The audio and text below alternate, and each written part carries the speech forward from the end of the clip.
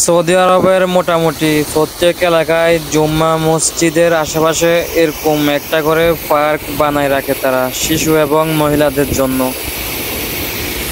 মোটামুটি মাগরিবের পর থেকে অনেক শিশু এবং মহিলাদেরকে এখানে জড়ো হতে দেখা যায়।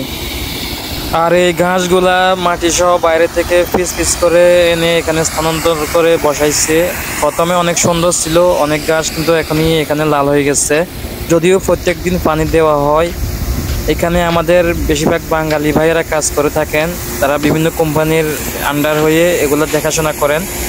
দেখতে পাচ্ছেন এখানে কিন্তু অটোমেটিক মেশিন দিয়ে কাজ করতেছে, মানে পুরো ছোট্ট পার্কটি কভারেজ এই পানি স্প্রে হইতেছে অটোমেটিক।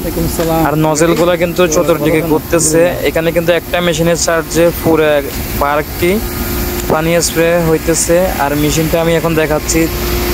এই ছোট্ট ঘরটিকে সুন্দর করে তারা এরকম ইয়া দিয়ে বানাইছে, লোহার ইয়া দিয়ে এলএনসি দিয়ে। দেখতে পাচ্ছেন এখানে একটা বাতাসের টাঙ্গি রয়েছে এবং কি মেশিনটি যে মোটর রয়েছে অনেক শক্তিশালীভাবে স্প্রে করতেছে পুরো মাঠ জুড়ে। অসংখ্য এখানে নজেল রয়েছে, আর নজেলগুলা কিন্তু ঘুরতেছে চতুর্দিকে, যদিও এটা বোঝা যাচ্ছে না, একটু লক্ষ্য করলে বোঝা যায় নজেলগুলা চারিদিকে ঘুরতেছে এবং ঘুরে ঘুরে স্প্রে করতেছে। তো পানি স্প্রে করার সময় এই দৃশ্যটা অনেক সুন্দর লাগে।